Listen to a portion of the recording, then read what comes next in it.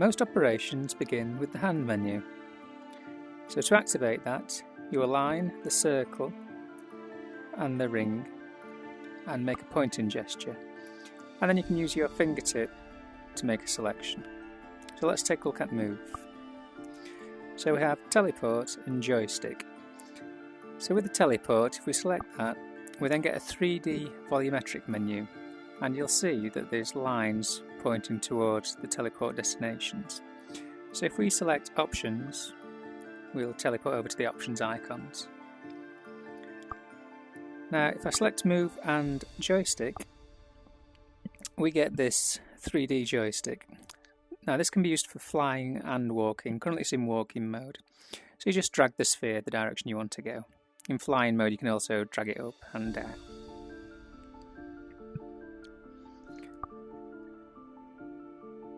Now let's drop into edit mode and add a new node.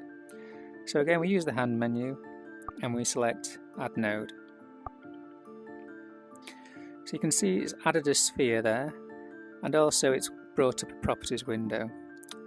So you get tips that appear and you can cycle through these that tell you what certain items in the properties windows do. So the first thing we need to do is give it a meaningful name. So I'll just call this ball for now. And the eye icon will allow you to show the title above the object if you want to do that. So now we have a node and we can pick this up and move it around. And every object in this scene is a node, so the doors, the steps, this is how they all start life. If we want to change the scale of that, we can pinch and drag with the two hands. And you can also optionally grab these blocks and do non-uniform scaling as well. So just to change one dimension at a time.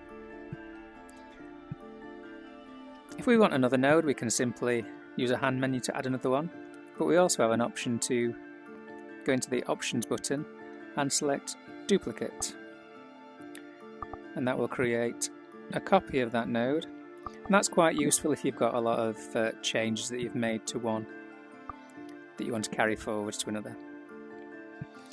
So with our two nodes, we can now grab this little triangle and drag it from a parent node over a child node, and that forms a relationship between these two nodes. By default it's just got a line there, but if we click on the properties button for the line, you can change various things such as adding text and changing the line colour, and you can also choose to show or hide the line. But what I want to point out is the lock child to parent option. So with this now, if I move the parent, the child will move as well, and I can move the child independently. And you can have any number of these. You can form your own hierarchy of linked nodes. A special node that I want to talk about is a portal, and that allows you to create new locations. So again, we start off just by adding a new node, and we'll call this portal. And you'll see we've got various node types. So I just click portal there. And you'll see below it now it's got a button, and you can use this to go to the new location. So if I click that, that's now created a new default location for us. So we've got a location node that is created, and if you go into the properties of this, you can change the background music and the environment imagery.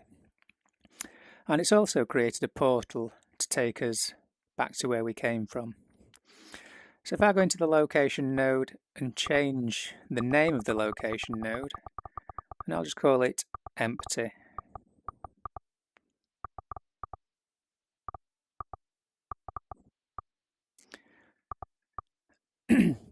Now if I use this portal to go back to where we started, you'll see this portal is saying go to empty.